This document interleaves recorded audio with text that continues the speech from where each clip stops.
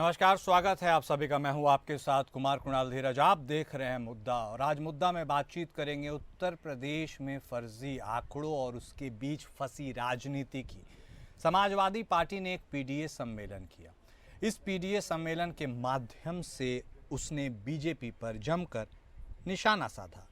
Samajwadi party के महानगर अध्यक्ष शमीम खान सुल्तानी ने बीजेपी पर हमला बोलते हुए कहा कि बीजेपी सरकार संविधान को नहीं मानती। बीजेपी ने विपक्षी नेताओं की छवि खराब करने के लिए व्हाट्सएप यूनिवर्सिटी खोल रखी है। बीजेपी झूठे बयानों और फर्जी आंकड़ों का पिटारा है। 2027 के चुनावी लक्ष्य को भेदने के लिए सपा मुखिया अखिलेश यादव के निर्देश पर पीडीए पंचायतों के जरिए पिछड़े, दलित और कमजोर वर्ग के बीच जाकर समाजवादी पार्टी की नीतियों का प्रचार प्रसार करने की मुहिम प्रदेश भर में पार्टी के संगठन के कार्यकर्ता और नेताओं द्वारा निरंतर जारी है। विधानसभा क्षेत्र के शास्त्री नगर जोन में अशरफ खान छावनी के अंबेडकर पार्क के निकट होली चौक पर जोन प्रभारी और सपा पार्षद दल नेता गौरव सक्सेना द्वारा पीडीए पंचायत का आयोजन किया गया, जिसमें बड़ी संख्या में पीडीए समाज के लोग जुटे। कार्यक्रम में बतौर मुख्य अतिथि पहुंचकर शमीम खान सुल्तानी ने बीजेपी पर जमकर हमला बोला। उन्होंने बीजेपी को सत्तावादी और संविधान विरोधी बताया। इस कड़ी में उन्होंने कहा कि देश और प्रदेश में बीजेपी की सरकार है। ये लोग सबका साथ, सबका विकास का खोखला दावा करते हैं, लेकिन सच ये है कि ये लोग देश में नफरत की खेती कर गंगा जमुनी तहजीब को धूमिल करते हैं। विकास के सवाल पर ये लोग आपको हिंदू मुस्लिम में उलझा देते हैं। इस सरकार के एजेंडे में न तो बेरोजगारी और महंगाई कम करने का कोई फॉर्मूला है, न ही भ्रष्टाचार पर लगाम लगाने की कोई नीति है। इनके पास देश को बताने के लिए सिर्फ और सिर्फ झूठे बयानों का पिटारा है और फर्जी आंकड़े हैं। तो यूपी में क्या फर्जी आंकड़ों का पिटारा है, जिस तरह से इसके बारे में अंदेशा जता रहे हैं समाजवादी पार्टी के नेता, और आखिर वह ऐसा क्यों बोल रहे हैं, क्यों बीजेपी को झूठे बयानों और फर्जी आंकड़ों वाली पार्टी बता रहे हैं, नेताओं की छवि खराब करने के लिए व्हाट्सएप यूनिवर्सिटी का आरोप लगा रहे हैं। ऐसे तमाम ज्वलंत सवाल हैं जिनके जवाब आज हम लेने की कोशिश करेंगे। क्या यह केवल राजनीतिक बयानबाजी है या इसका कोई आधार भी है, यह जानने और समझने की भी आज हम कोशिश करेंगे। तो समाजवादी पार्टी ने यह पीडीए सम्मेलन किया है और अपने सम्मेलन में उसने अपनी धूर विरोधी भारतीय जनता पार्टी को घेरने की कोशिश की है। और इस कोशिश में बीजेपी को संविधान विरोधी केवल वहीं तक सीमित नहीं रखा गया, बल्कि फर्जी आंकड़ों का पिटारा भी कहा गया। व्हाट्सएप यूनिवर्सिटी में गलत इन्फॉर्मेशन फैलाने का भी आरोप लगाया गया, और हिंदू मुस्लिम तो किया ही गया, जिसके बारे में कोई नई बात है नहीं। और ऐसे ही तमाम विपक्ष की तरफ से आरोप भी लगाए गए।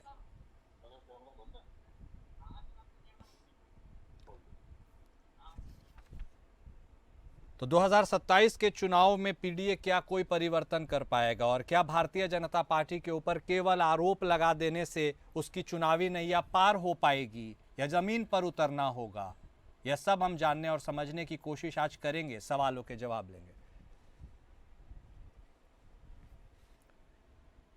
और चर्चा की हम शुरुआत करते हैं। हमारे साथ हमारे दोनों खास मेहमान जुड़ चुके हैं। भारतीय जनता पार्टी के तरफ से बतौर प्रवक्ता शांत प्रकाश जाटव साहब जुड़ चुके हैं।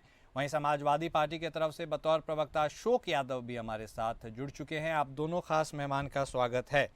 शुरुआत जाटव साहब आप ही के साथ। क्या अब लगता है कि समाजवादी पार्टी के पास राजनीति करने के लिए केवल भारतीय जनता पार्टी के ऊपर आरोप लगाने के सिवा कुछ बचा नहीं है क्या? क्योंकि उनका तो सम्मेलन था और उनके सम्मेलन में आप ही के ऊपर आरोपों की बारिश की गई है। व्हाट्सएप यूनिवर्सिटी वाली पार्टी आपको कहा गया, फर्जी आंकड़ों वाली पार्टी आपको कहा गया, झूठे बयानों वाली पार्टी आपको कहा गया, हिंदू मुस्लिम करने वाली पार्टी आपको कहा गया। क्या लगता है ये सारे आरोप आपके ऊपर ही क्यों केंद्रित हैं, जाटव साहब? समाजवादी पार्टी, मुझे ऐसा लग रहा कि वो आत्मगिलानी महसूस कर रही है, क्योंकि ये सारे मुद्दे इन पर काम तो समाजवादी पार्टी करती है। जिस तरीके से जातिवाद, धर्म है। इस प्रकार की राजनीति, समाज को बांटने की राजनीति जो है हम्म। वो इंडिया अलायंस और विशेष रूप से समाजवादी पार्टी का प्रमुख ध्येय है। और उसी के नाम पर इन्होंने जो है ये सम्मेलन, पीडीए सम्मेलन करा। हम्म। पीडीए का सीधा सीधा फंडा ये है कि इन्होंने नाम तो पीडीए रख दिया, मगर पीडीए का एक भी नेता वो इसको आगे बढ़ा करके उसको लेकर के नहीं चल रहे। जिस तरीके से पीडीए के नाम पर इन्होंने वोट एकत्र किया, मगर जिस वक्त नेता प्रतिपक्ष बनाने की बात आई उत्तर प्रदेश में, तो माता प्रसाद पांडे जो है उनको बना दिए। वो कौन से जो है ना तकनीक से जो है वो पीडीए के घटक पीडीए से जुड़े हुए समझे जा सकते हो, तो ब्राह्मण है। आप ब्राह्मण के अगेंस्ट जो है ना जिस तरीके से पिछड़ा दलित अल्पसंख्यक लेकर के चल रहे हैं, एक वर्ग को छोड़ करके चल रहे हैं। और जिस वक्त कुछ देने की बात आती है तो आप जो है ना जिसके विरोध में लोगों से वोट लेकर के आते हैं उसको मनोबल करते हैं।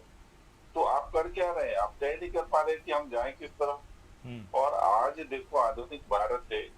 आज इस वक्त में हमने ऑपरेशन सिंदूर जो अभी उस पे आतंकवाद पर हमने काम करके दिखाया, देश की सेना ने काम करके दिखाया किस तरीके से हमने अपने स्वयं के आयुध जो हमने खुद मेक इन इंडिया कंसेप्ट के तहत बनाए, उससे हमने जो है ना 4 दिन में धराशायी कर दिया दुश्मन के ठिकानों को।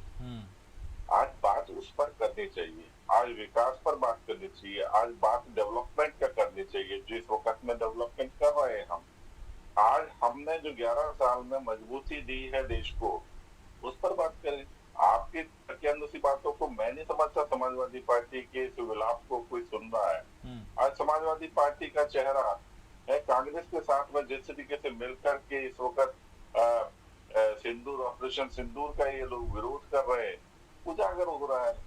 आप देशभक्त नहीं है, इस चीज का मैसेज जो है कांग्रेस के साथ में गलबैया लगाने के कारण से जा रहा है। ये पीडीए करने से कुछ नहीं होने वाला। जाटव साहब, आपको लगता है ये सारे जो आरोप आपके ऊपर लगाए जा रहे हैं समाजवादी पार्टी के तरफ से, देखिए एक वक्त भी हो गया, काफी समय से सूखा भी है, सत्ता से दूरी है, कुछ ज्यादा मुद्दे अब हैं नहीं उनके पास, क्या सिर्फ इसीलिए ये सब आरोप लगाए जा रहे हैं? क्या अब राजनीति करने का यह आउटडेटेड तरीका आगे भी चलेगा क्या?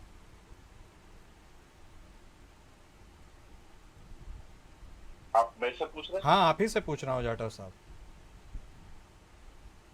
हाँ, तो मैं तो नहीं समझता कि ये तरीका पहले भी चला हो।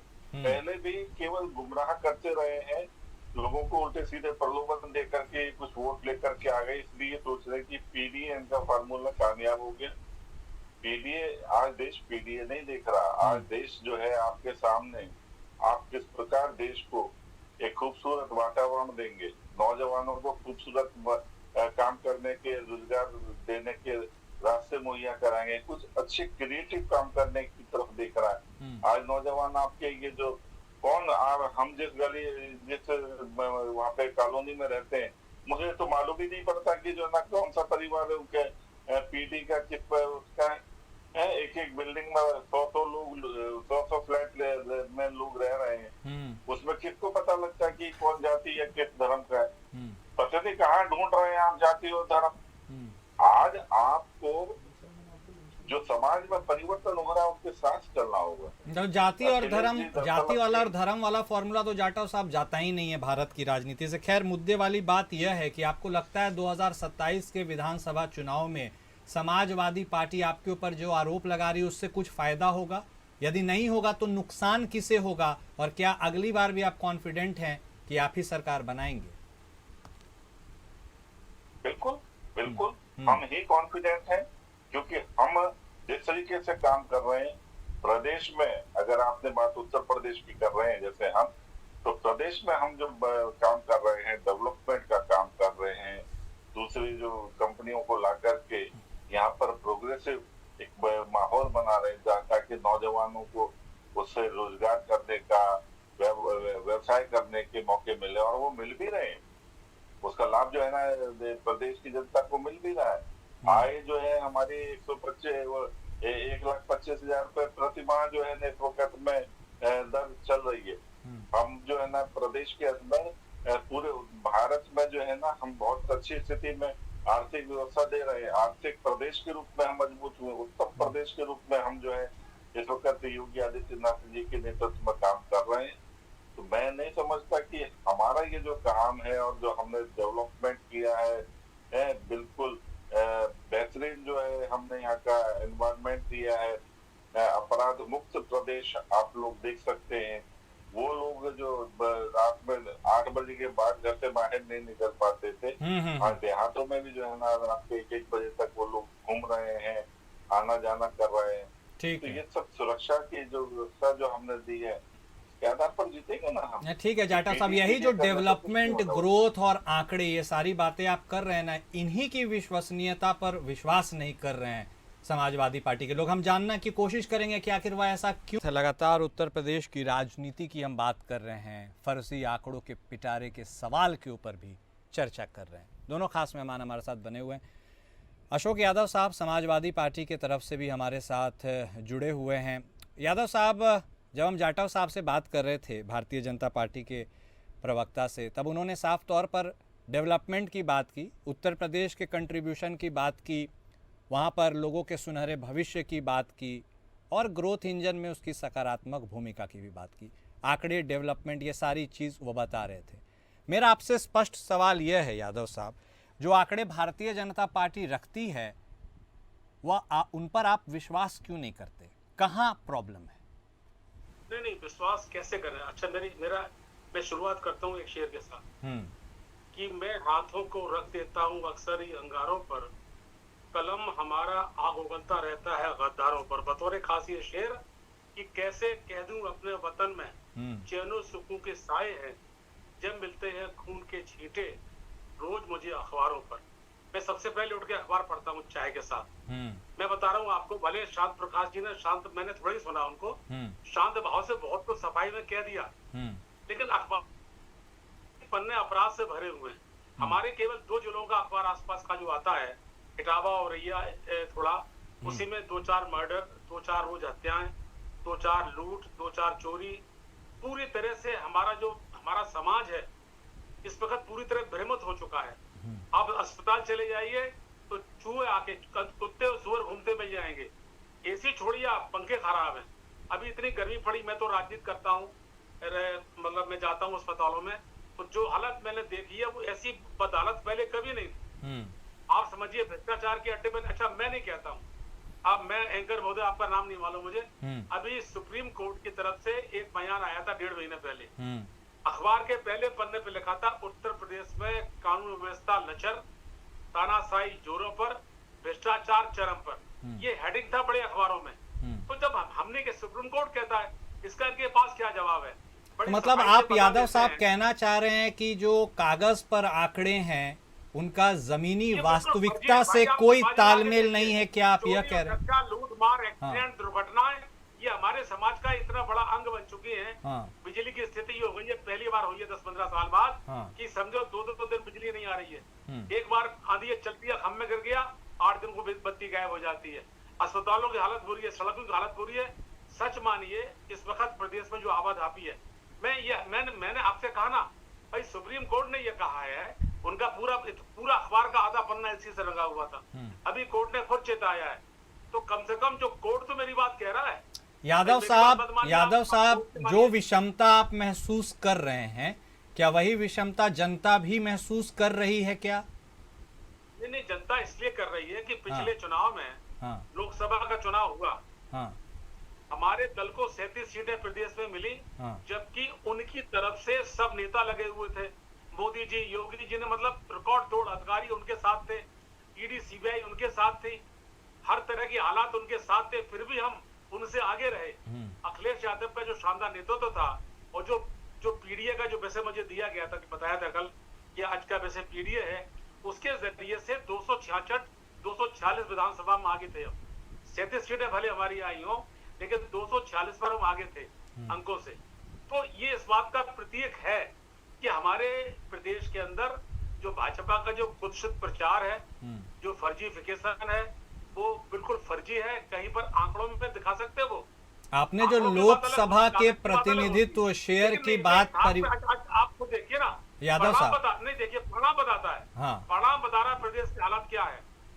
यादव साहब, जो भाई लोकसभा के शेयर की आपने बात की, आपने उसको परिवर्तित भी किया विधानसभा में 246, उस हिसाब से उस ट्रैक में तो देखेंगे तो आप आसानी से सरकार बना लीजिएगा 27 में, लेकिन क्या आप आसानी से सरकार बना पाएंगे, यही सवाल है। अरे मेरी बात सुनिए, देखिए जो 3 साल का जो फर्क होता है, 24 और 27 का फर्क, शशिकांत जी, शशि प्रकाश जी, शाद प्रकाश जी हंस रहे हैं। देखिए 3 साल का वक्त होता है, राजनीति में जमीन हमेशा जोतनी पड़ती है।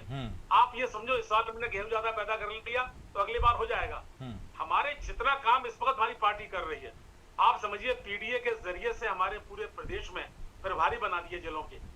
एक ब्लॉक में मीटिंगें हो रही हैं, और पीडीए के जरिए से हम ये बताना चाहते हैं कि समाज में जो विसंगतियां हैं, असमानता है, उसको दूर करके एक अच्छा एक शासन बनाने का काम करेंगे। ये अखिलेश जी की परिकल्पना है, और पूरे प्रदेश में जो हालात है। अच्छा, आप सोशल मीडिया देखिए, एक टाइम में 80% मोदी जी की ईवीयू के पक्ष में थी। आज अगर आप देखेंगे तो 80% हमारे पक्ष में है।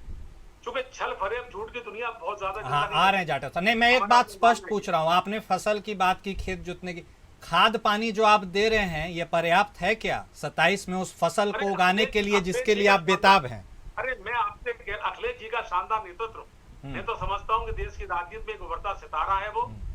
आप समझिए कि आप किसी से बात करिए, मैं आपसे कहता हूँ, मैं उनके साथ 26 साल से लगातार हूँ। जी जी, जब से फर्स्ट चुनाव लड़ा था उन्होंने। उस जैसे सोच का आदमी राजनीति में होना मुश्किल आज की तारीख में। ठीक, साफ सुथरा सोच, अपराधियों से दूर, कोई अपराधी उनके साथ नहीं हो सकता है। अलग बात है कोई फोटो खिंचा लेता है बाद में अपराधी घोषित, वो अलग, वो तो सबके साथ होता है। ठीक, लेकिन जहां तक मैं उन्हें जानता हूँ, मुझसे करीब कोई नहीं है, मैं उनका सहायक मानो आप उन्हें। ओके, तो उनका जो नेतृत्व है वो इतना शानदार है, उससे हमारे ये जो सरकार चुनाव होगा 27 में, इसमें हमारी सीटें 300 आनी है। 246 पे आगे थे, आंकड़ा मेरे पास रहता है। ठीक, मैं भी काफी काम दिखावनी का करता हूँ। जी जी, तो ये सीटें हमारी 300 इस बार आनी है। ठीक है, जनता उब चुकी है, जनता परेशान हो चुकी है। ओके ओके यादव साहब, नहीं पॉजिटिवली कह रहा हूँ मैं नहीं ठीक है सर, आपकी राजनीतिक पार्टी है, उत्तर प्रदेश में आपका कद है, मेहनत आप करते हैं, रिजल्ट तो खैर बात की चीज है। जाटव साहब, यह जो कॉन्फिडेंस है समाजवादी पार्टी का, यह कॉन्फिडेंस क्या कहता है, और क्या इस कॉन्फिडेंस से पीछे के 24 के इतिहास से आपको थोड़ा डर भी लगता है? नहीं, इसको कॉन्फिडेंस नहीं, इसको गलतफहमी कहते हैं। अच्छा, और सही मायने में अगर मैं कहूँ तो अभी देखो, राम गोपाल यादव जी ने सैनिक बेटी भूमिका जाटव का जिस तरीके से जाति सूचक शब्द देकर के बात वैसे यहाँ की हो रही है, आप वैसे बदल रहे हैं। आप पहले हो चुका है, आप जो है जाति के नाम पर अच्छा, एक मिनट सर, अपमानित कर रहे हैं लोगों को। यादव जी ने हमारे प्रदेश की तरक्की हो रही है, नहीं एक मिनट यादव साहब, सर ये जाटव साहब, लेकिन टिप्पणी वाली बात हम लोग रहने देते हैं, फिर तो मध्य प्रदेश के आपके मंत्री साहब की भी टिप्पणी याद आएगी। सर, क्या आपकी पार्टी ने कोई एक्शन लिया, उन्होंने इस्तीफा दिया, ये भी तो बात है सर। एक मिनट यादव साहब आ रहे हैं आपके पास, उनको बोल लेंगे। हाँ, देखिए, आप पीडीए की बात कर रहे हैं और जाति सूचक शब्द बोल करके हमारी एक सैनिक बेटी भूमिका जाटव को अपमानित कर रहे हैं। आपने उसके ऊपर एक बार भी जो है ना हमारे यादव साहब एक मिनट सर, आ रहे हैं आपके पास, दोनों साथ में बोलिएगा तो नहीं समझ में आएगा ना सर। एक मिनट सर, एक मिनट,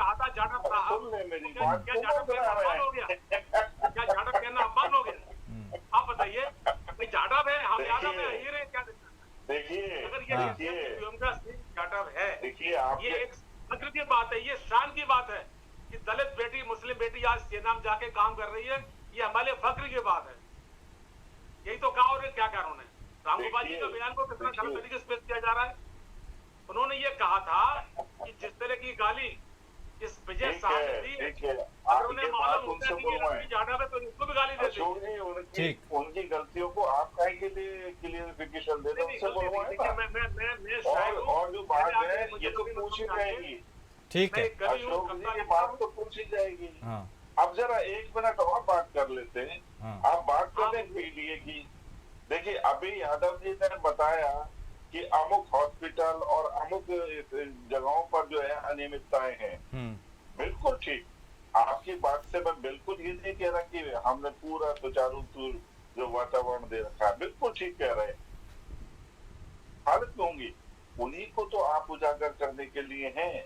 आप नेता जो विपक्ष में हैं, तो ये आपको बिल्कुल बताना होगा ताकि अधिकारियों के ऊपर अंकुश लगे, जो प्रशासनिक अधिकारी हैं वो उस काम को सुदृढ़ करें। मगर आप उसमें फिर वो पीडीए लेकर के आ जाएंगे, वहां पर समस्या आएगी। आज ठीक है, हमारा काम जो है प्रदेश को सजाने का है, आपका काम कहीं सजावट में कमी रह गई है वो बताने का है। उसमें आप जाति की राजनीति कर रहे हैं, पीडीए सम्मेलन करके विभाजित करने की बात कर रहे हैं, पीडीए के नाम पर सैनिक बेटियों की जाति पूछ रहे हैं, ऐसा तो नहीं चलेगा। अच्छा मुझे एक बात बताएं, आप ऑपरेशन सिंदूर में इंडिया अलायंस के साथ राहुल गांधी के साथ में खड़े हो रहे हैं। आज पूरा देश आपकी इस हरकत के कारण से आपके अंदर वही गुण देख रहा है जो राहुल जी में है। राहुल जी को कोई भी आज के समय में जो है ना राष्ट्रभक्त और देशभक्त नहीं मान रहा कोई, तो जाहिर सी बात है उसका भी इम्पैक्ट आपको झेलना पड़ेगा। आज आपको सेना के साथ खड़ा होना चाहिए, आज आपको देश के साथ खड़ा होना चाहिए, आज आपको आतंकवाद के विरोध में ठीक है जाटव साहब, ठीक है जाटव साहब, पूरे विश्व के सामने अपनी एक मिसाल पेश करनी चाहिए। ठीक है, मगर आप जिस तरीके की राजनीति कर रहे हैं, मुझे नहीं लगता कि आपका ग्राफ जो है 2027 नहीं जाटव साहब, इतनी व्यवस्थित राजनीति जिसकी परिभाषा आप बता रहे हैं, अगर ऐसा होता तो वाकई में देश का जो भविष्य है सुनहरे अक्षरों में लिखा जाता है, जिसकी भारत कल्पना भी करता है। लेकिन हमने मध्य प्रदेश के मंत्री साहब के भी कथन को सुना, जिस कथन की आप चर्चा कर रहे हैं वह भी सुना, और शायद इसी के असमंजस में पूरा देश फंस भी जाता है। समय सीमित है सर, इतनी की ही हमें अलाउंस मिलती है। बहुत शुक्रिया आप दोनों खास मेहमान का हमारे साथ जुड़ने के लिए, इस चर्चा में शामिल होने के लिए। तो देखिए, राजनीति तो निरंतर चलती रहती है, लेकिन देश की प्रगति भी निरंतर चलती रहनी चाहिए, और इसी के मध्य में पूरे देश की भविष्य भी सुनिश्चित की जाती है। मेरे साथ मुद्दा में आज बस इतना ही। नमस्कार।